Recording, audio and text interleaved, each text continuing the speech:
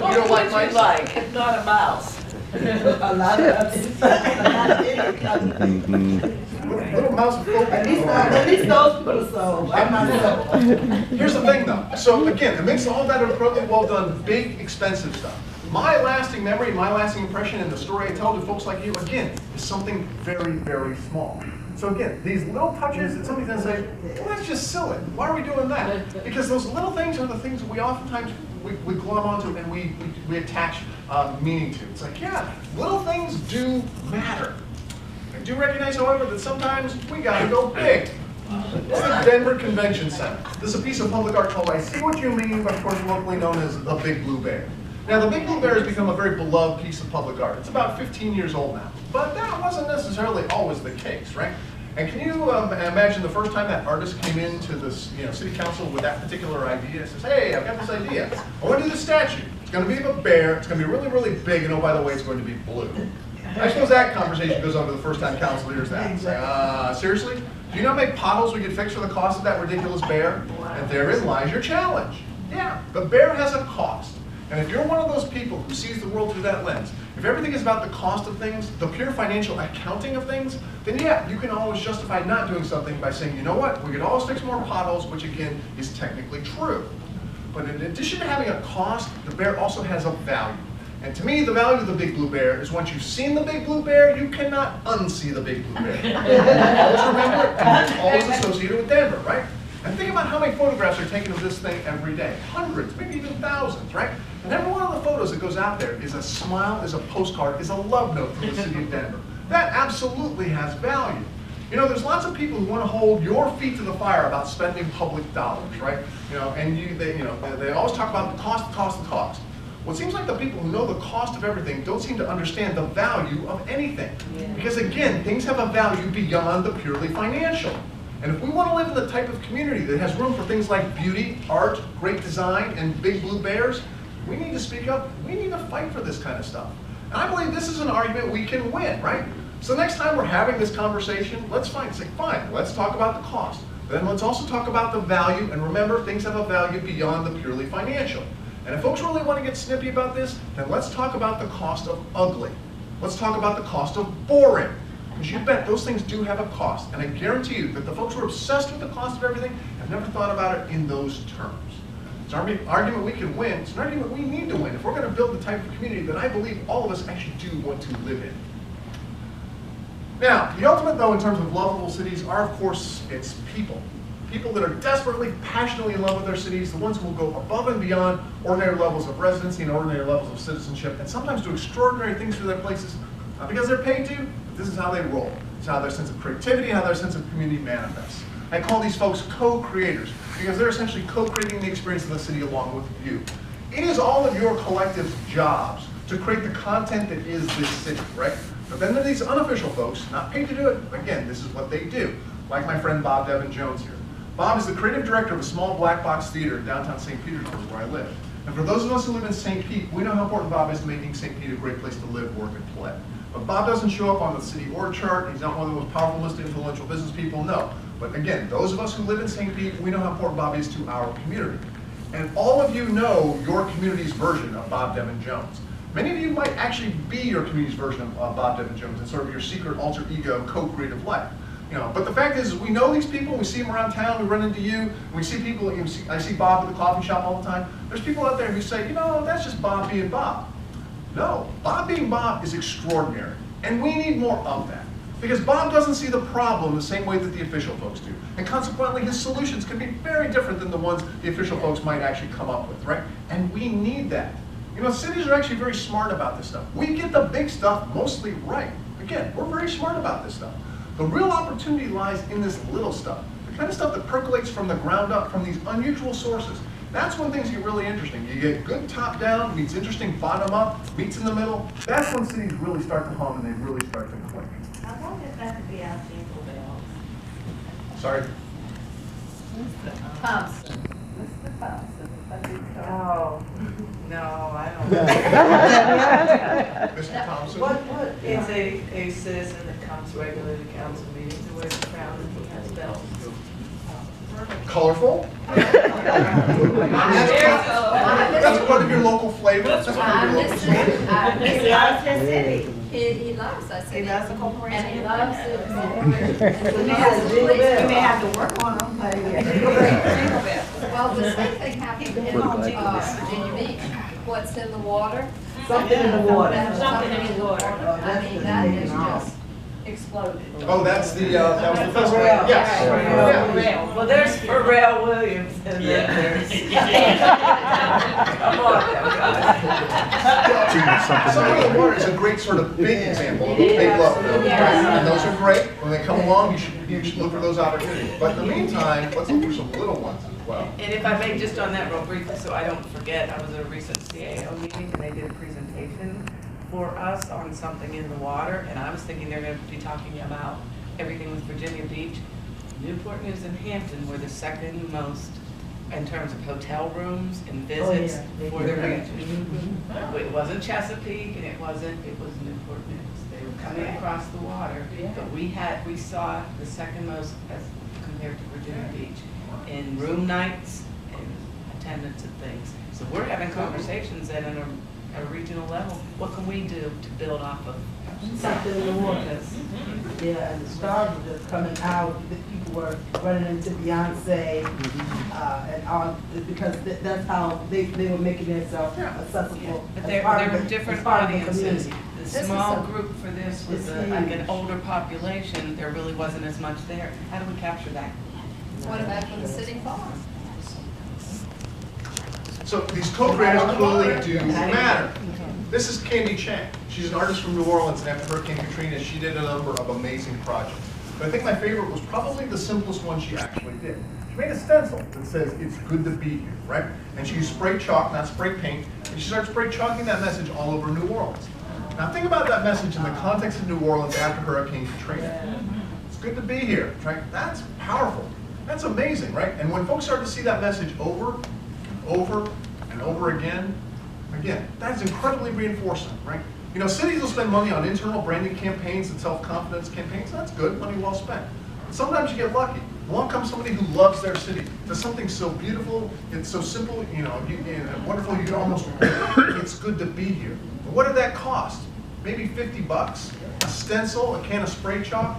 You know, most organizations, most cities can't open up a computer file on a project for $50, let alone actually delivering something. So how cool would it be to add something like this to the mix of the good work that we're already doing, right? This one is definitely a little different. This is Andrew Anderson. He's from Muscatine, Iowa. I met Andrew several years ago, and he was telling me about the project that made him sort of Iowa famous there. And he's telling me how much he loves his community. Muscatine is on the east side of Iowa, there on the Mississippi River. He says, "I love my community there." But the folks here in Muscatine, they don't believe they're very creative, because I want them to think something different. I want them to believe something different about themselves.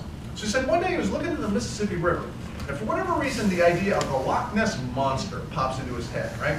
And so he goes home and he starts thinking about, maybe there's been a monster that's living in the Mississippi River there next to Muscatine for centuries, right? So he starts building this whole mythos, he starts writing some stuff down, he starts sketching, he creates a Facebook profile for this idea, he creates a Twitter account, he's building, and in the summer of 2012, he debuts the Muscatine River Monster. It appears in the upper floors of this old hotel that has been converted to condos, right? So he's working with the local developers, working with the owners, right? And these arms have those fans in them, so they kind of move in the wind. It's like, oh my God, how cool is that, right? And it was up for like a week. He said during that week, when he was walking around downtown, everybody's coming downtown, people taking tons of pictures, all kinds of news coverage around this. He said when people found out he was the guy who was responsible for the monster, they were all coming up and said, "We love the monster. Could we get it in our building?" And he said, "I hadn't really intended this as anything other than a one-off," but he said, "Sure, why not?" So now the monster's made the rounds. It's been in storefronts. It's been at the dorms at the community college. It's been at the public library, and it's even been in the 4th of July parade. Very cool. Now, I think this is amazing. And I look at this photo, I look at this guy down here in the corner. It looks like he's taking a picture of that. But I hope what he's thinking is, he's looking at that, I hope what he's thinking is, hey, you know what? One of us made that crazy thing. One of us. Here's an example of an artist, a co-creator, who has essentially held up a mirror to his community and says, you know what? All that you think you are, yeah, but you are something more. That is important. That is powerful. And what an unlikely vehicle to deliver that message. A monster, right? Nowhere in the city manager's handbook is there a page on monsters. I would worry if there was, right? No. But again, a co-creator who doesn't see the problem in the same way and doesn't see the solution in the same way as well. That's brilliant. We need these folks. This last one I want to show you is definitely surprising, delightful. It's a little anarchic because I don't think anybody ever gets permission to do this stuff. But check this out. Wow. Where's our sound? There it is. It takes a second to click. My name is Perry Church. I make things that make the world a more interesting place, like a rainwork. Rainworks are pieces of street art that only appear when they're wet, and they're messages or images designed to make people's rainy day a little bit better. Seattle is associated with rain, it's fair to say, and rainworks just all it needs to be is wet, so it's sort of the ideal Seattle art.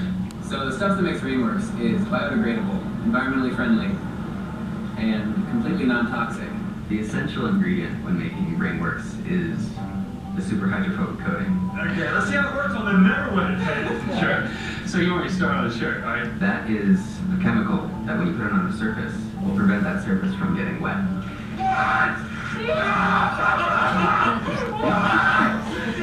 Internet one day and stumbled across a viral video, and the video showed like these really vivid images of like red wine pouring off a white shirt and chocolate syrup pouring off white shoes and people getting buckets of water thrown on them, and they're like totally fine. And we're cool, what can I do with this? It's a spray on substance, so it made sense to like, what if you sprayed it through a stencil? So if you put it on concrete, well, ideally it'd be invisible. Instead of the concrete getting dark, the water will just roll right off it and it'll stay light colored. The contrast can be used to create an image. The very first one I did said stay dry out there, and had a bunch of raindrops falling. It was on a bus stop. And now there's about 25 to 30 rainworks out there. There's a lily pad and pond with frogs hopping between them in Ballard. There's I Heart Rain in UW. At 4th and Bell says worry is a misuse of the imagination. There's today's weather, rain, in Fremont. Be rainy in Capitol Hill. There's hopscotch at the junction in West Seattle, and we want to make way more. I mean, it's gonna rain no matter what, so why not do something cool with it? So how fun is that?